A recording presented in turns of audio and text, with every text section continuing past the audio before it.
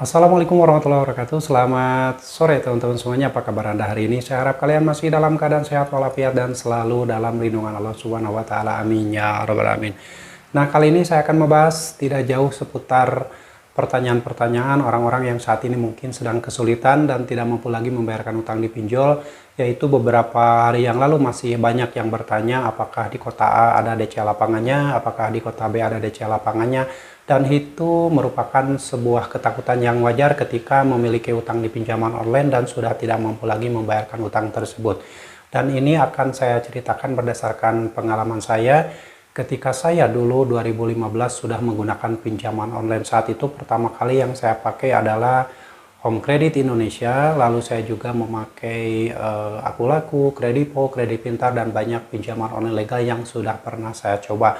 Dan saat itu menjelang tahun 2019, saat itu sudah ada COVID-19, di mana kesulitan ekonomi saat itu melanda Indonesia dan banyak orang yang di PHK, banyak orang yang bekerja dari rumah, terus banyak orang juga yang bekerja dalam waktu 1 bulan itu hanya 2 minggu, sehingga gajinya hanya menerima setengahnya.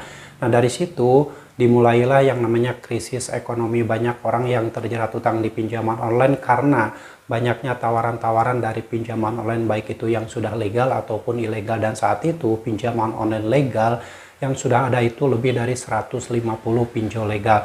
Dan sampai sekarang seiring berjalan waktu, pinjol legal itu tersisa 97 pinjol legal dan berizin di OJK.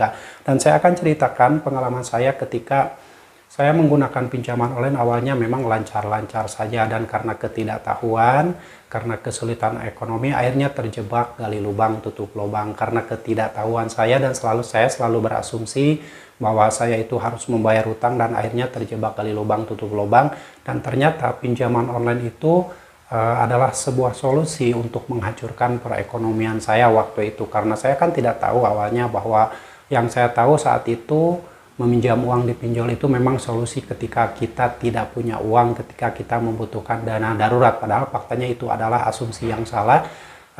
Meminjam uang di pinjaman online itu adalah solusi untuk menghancurkan hidup kita, untuk menghancurkan perekonomian kita. Jika kalian tidak percaya, bisa dicoba. Silahkan kalian coba meminjam uang di pinjaman online dan endingnya akan seperti apa. Karena faktanya orang yang pertama kali meminjam uang di pinjol itu adalah pertama kali hidupnya akan dimiskinkan oleh pinjaman online jika kita tidak betul-betul paham. Dan mengenai DC lapangan, saat saya memang sudah betul-betul mentok kesulitan dalam membayarkan utang di pinjaman online itu. Berbagai penagihan muncul, dari mulai 3 hari sebelum jatuh tempo sudah ditelepon. Di teleponnya ada yang langsung DC pinjolnya tersebut yang nelpon, ada juga yang hanya penelponan sistem komputer yang sudah terprogram. Lalu saat mulai jatuh tempo, disitulah mulai ditimbulnya penagihan-penagihan yang lebih gencar. Dari mulai jam 7 pagi sampai jam 8 malam, saat itu penagihannya terus-terusan sampai handphone saya tidak bisa digunakan sebagaimana fungsinya. Karena setiap menit, setiap setengah jam atau setiap 15 menit itu banyak telepon yang masuk, banyak chat WhatsApp, SMS yang masuk, sehingga handphone saya itu cepat panas dan baterainya lowbat dalam waktu tidak lama. Padahal dicas misalkan full 100%, tapi tidak nyampe 1 jam udah lowbat karena banyaknya telepon, banyaknya chat WhatsApp yang masuk dari DC pinjaman online. Semua itu merupakan hal yang paling sulit waktu itu bagi saya, karena saya memang tidak paham. Saya tidak paham apa itu pinjaman online. Waktu saya hanya meminjam uang di pinjol, ternyata faktanya saat sebelum jatuh tempo saja sudah mulai dimaki-maki, ditekan agar segera melakukan pembayaran.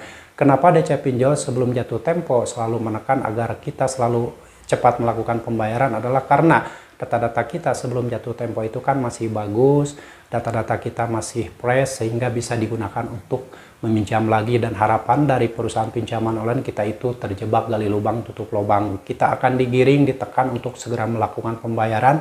Karena kita tidak punya uang, akhirnya kita terpaksa meminjam di pinjol yang lain. Dan disitulah dimulainya kehancuran hidup kita ketika menggunakan pinjaman online. Dan mengenai DC lapangan, pengalaman saya saat itu, saat saya mulai baru telat bayar 1 hari itu penagihannya luar biasa.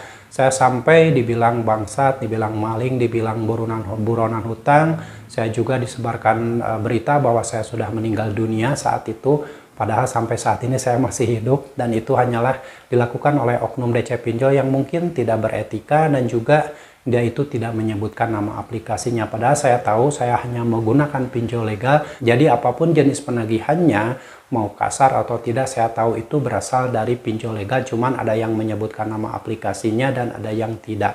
Cuman saat itu saya hanya menggunakan pinjol legal, tidak pernah menggunakan pinjol ilegal, dan penagihannya luar biasa. Ada yang tidak menyebutkan nama aplikasinya, luar biasa kasar, tidak beretika. Saya sampai dibilang bahwa saya ini diajari oleh orang tua untuk maling, katanya. Itu yang dilontarkan oleh DC Pinjol yang tidak menyebutkan nama aplikasinya.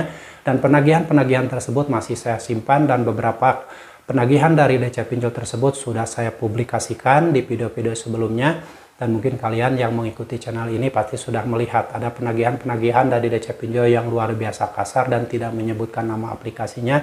Tapi saya juga tidak bisa menyebutkan bahwa itu dari aplikasi mana, karena saya waktu itu tidak hanya menggunakan satu pinjaman online. Dan itu mungkin berasal dari oknum-oknum DC Pinjol yang sengaja menakut-nakuti saya agar saya segera melakukan pembayaran. Itu konsepnya. Dan mengenai DC lapangan, perasaan ketika kita ketakutan didatangi DC lapangan saat kita tinggal di rumah.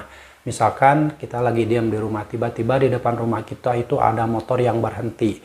Nah, kita itu penasaran, langsung dilihat dari jendela atau dari kaca rumah, dilihat siapa yang berhenti di depan rumah kita tersebut. Ternyata motor yang berhenti di depan rumah kita itu ternyata adalah tukang sayur, ada juga yang tukang isi ulang air minum. Nah, itu fakta yang terjadi ketika kita mengalami kesulitan membayar di pinjaman online karena takut didatangi DC lapangan. Pertama, yang membuat takut didatangi DC lapangan itu karena kita tidak bisa jujur pada orang-orang rumah, tidak bisa jujur pada orang-orang sekitar yang ada di keluarga Anda, sehingga Anda takut ketika ada DC lapangan hutang Anda diketahui oleh mereka. Itu faktanya yang terjadi. Jadi ketika didatangi DC lapangan itu sebenarnya itu hanyalah asumsi dari pikiran Anda yang menakut-nakuti diri sendiri. Itu pengalaman saya ya.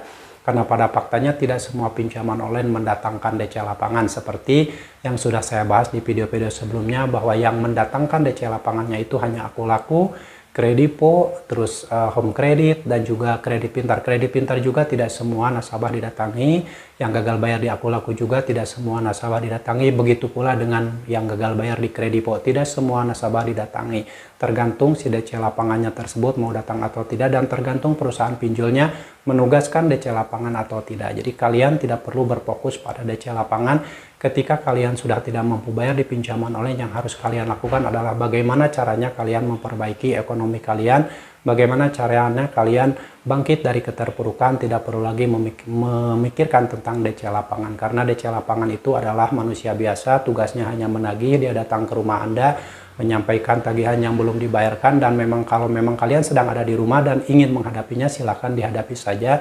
Tetapi kalian harus tanyakan dulu identitasnya, karena takutnya orang yang datang ke rumah Anda itu justru oknum yang memanfaatkan situasi, yang menggunakan data-data Anda sehingga Anda terjebak dalam penipuan.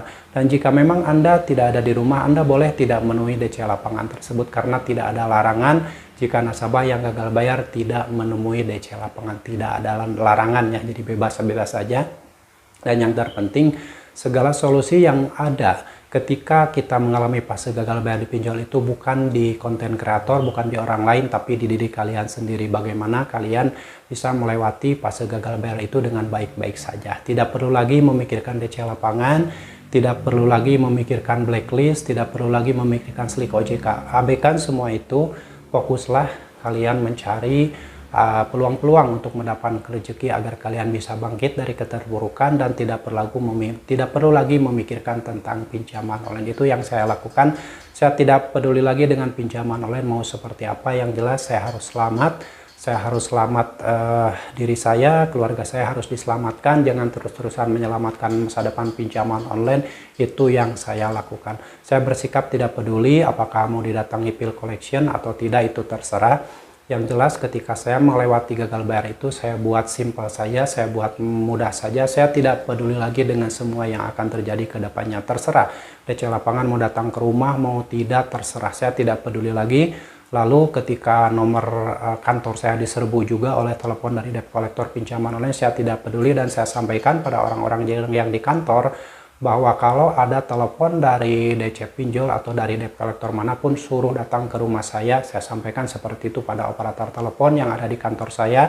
Dan ketika ada DC pinjol yang nelpon ke kontak darurat, nomor kontak darurat tersebut kebetulan masih orang yang tidak jauh dari saya, dan akhirnya karena beliau tidak kuat dengan teror yang setiap detik masuk ke teleponnya, akhirnya nomornya diganti. Dengan seperti itu beliau bisa lebih hidup lebih tenang. Dan saat itu memang fase yang sangat berat bagi saya melewati semuanya, karena saya dipermalukan di kantor, dipermalukan di kontak darurat, dan saya juga diteror setiap hari. Banyak sekali penagihan-penagihan yang tidak beretika yang masuk, yang tidak menyebutkan nama aplikasinya.